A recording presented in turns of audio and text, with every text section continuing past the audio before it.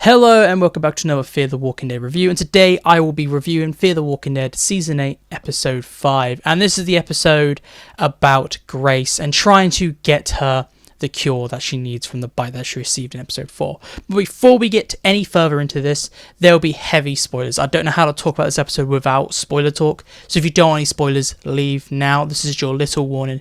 But if you're still here, let's continue in and talk about Episode 5. So this episode actually has a strong start. A lot of the episodes I've said in my previous reviews have the first 10 minutes feel very clunky and convoluted, and I don't really like how all the characters get together. This episode, however, just doesn't have that because all the characters are already together because of the previous episode. It really starts the story straight away. You don't have that really annoying bit, and it is a very focused story. The writing is okay this episode. It is simple. Grace is bitten and she needs to be taken to the train. So you have all the characters focus on this one situation where you have Grace going in and out of consciousness, so you can kind of teleport the characters around. It feels like there's a scene pretty late in the episode where it's just Grace and Mo. Grace passes out and then she wakes up on this like kind of train cart thingy, and apparently Mo is able to pick Grace up who's unconscious and put her there. I just thought that was a bit weird, but you have Grace just kind of going in and out of conscious throughout the episode, so the characters can be like, we're here now. But it is a very simple plot and it does work. The pacing is very good. This episode doesn't really drag like previous episodes have at certain points. It works throughout the entire episode, and it shows that the writers, when they're not writing these stupidly over convoluted or like these mystery episodes, they work better. They're still not great writers, but if it's a simple plot like get her to A to B, it works. It is enjoyable, it is watchable, and there's only a few annoying bits here and there. One annoying bit is the radio and the overuse of them. Every character has a radio in this episode, and they are always talking through them. You never see the characters really meet up. You see the characters disclosing all this information through the radio, and the villains on the radio and everything, and it's just very, very dumb. I don't like how convenient it is, and it just really annoyed me by the end of the episode because of how often they were used. And this is an issue throughout all of the episode where they're always talking to each other over the radio. And it's just lazy writing to try and get these characters to be like, oh, hey, blah, blah, blah. I just didn't like it. It's not as bad as previous seasons where you had people talking across the entire state of Texas on a radio. These characters are in a small area, so it makes sense why they can reach each other. I just don't like how they're all on the same radio frequency. Why are they not changing over so Padre can't listen to their plans? It just seems like, oh, we need the villains to be able to talk to Morgan. Have them all on the same radio frequency, because apparently there's only one radio frequency in all of Georgia. Another thing that really annoyed me in this episode was Mo. She did okay last episode with not annoying me, but this episode, it was the same as episode 1. By the end of the episode, I was really annoyed with her. She just got worse throughout the episode. And Grace was a little annoying too. This is meant to be Grace's episode. She's dying from a bite. It's meant to be focused on trying to save her.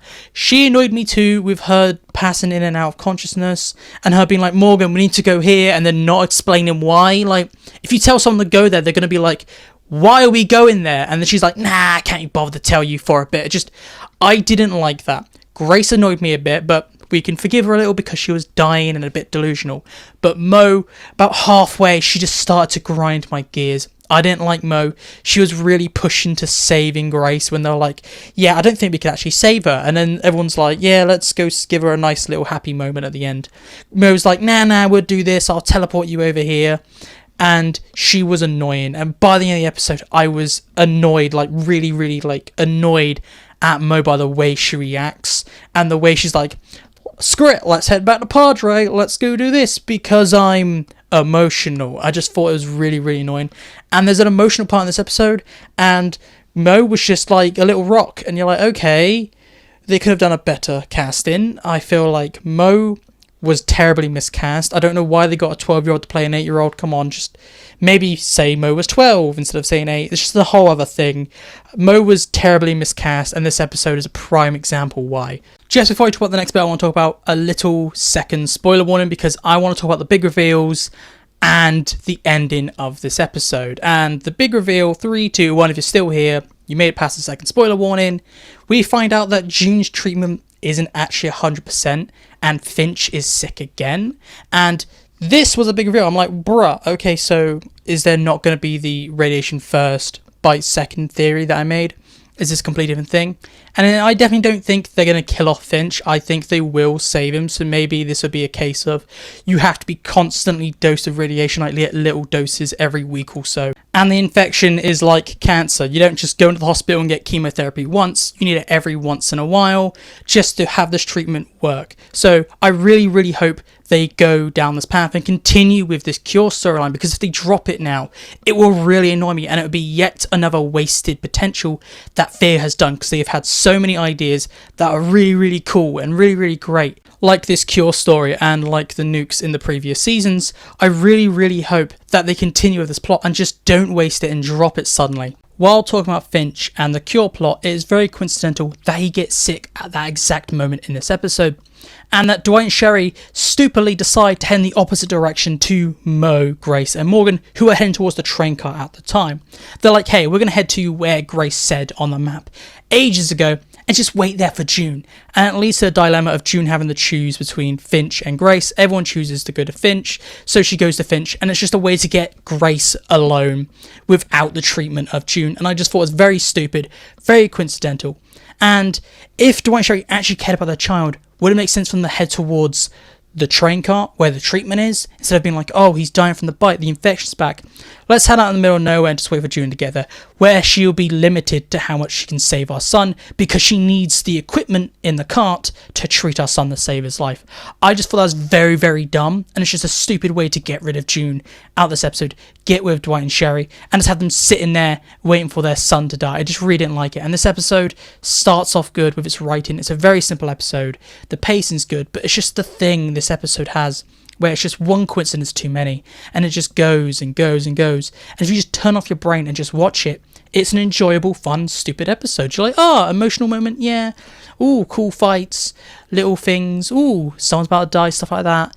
And it's like, okay, ooh, character. You see all these characters. But if you think about this episode, it really is just dumb. Like, you look at it and you're like, why is that happening? Why is that happening? It's just an episode where you just have to watch and not think about. And if you're analysing this episode, you're going to get a brain hemorrhage for how those little coincidences always happen and how dumb it is, really. Now the ending, and I feel like I really do have to talk about this, because this is my biggest issue with the episode, and it is how they handled Grace's death.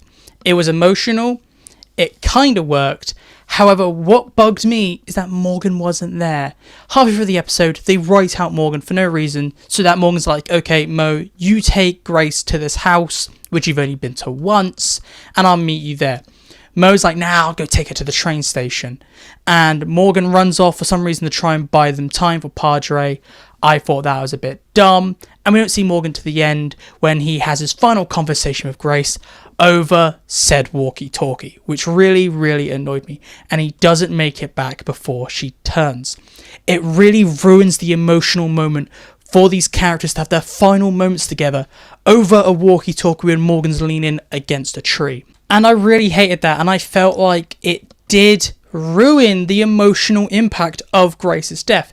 This is Morgan's new family, and he's losing it again, and he's not there. I know they're trying to have it be like he is not there again. He might have a round 2 of Dwayne like that. And I think that's what they're clearly meant to show us and be like, oh, it's happening again.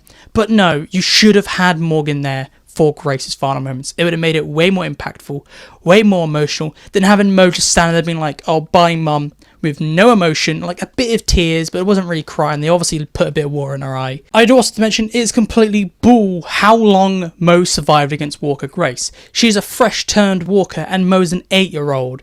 It was so dumb how Mo was able to hold off this fully grown, fresh turned Walker. It really annoyed me. And how Mo kept putting her hand so close to the Walker's mouth. Like, if you want to keep the Walker away from you, why not go for the throat instead of putting your palm at the bottom of her bottom lip and just holding it there? Like, one slip, bam, you just been bit on the wrist. It was really dumb. I was just watching that being like, yeah, she's going to be bit at any moment. That's what they're going to do. She doesn't get bit, but I just thought it was very, very dumb. Morgan does eventually get there, but the emotion is gone at that point. And then the only good thing about the ending, after Mo really annoys me and joins Padre again, is the bit where Morgan starts to snap and he's like, I don't die, and like, oh no, we're gonna get Clear Morgan again. And I got really excited that we were gonna see Clear Morgan again. However, it doesn't snap fully, so we are still waiting for Clear Morgan to come out, and we know next episode is going to be Clear Morgan's episode. I really can't wait for next episode, just because Padre has to deal with Clear Morgan, and Clear Morgan's a Terminator. It'd be great to see, because we haven't seen Clear Morgan since, what's it, 2017, like something like that, 2017, 2018.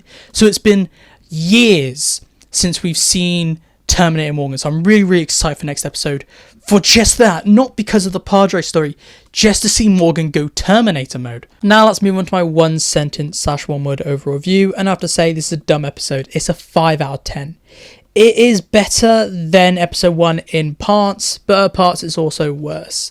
This episode, if you just turn off your mind and just watch it for what it is and just take it all in without thinking about it, you could enjoy this episode, and it would maybe be a 6 out of 10. It would just be a fun, dumb, enjoyable episode.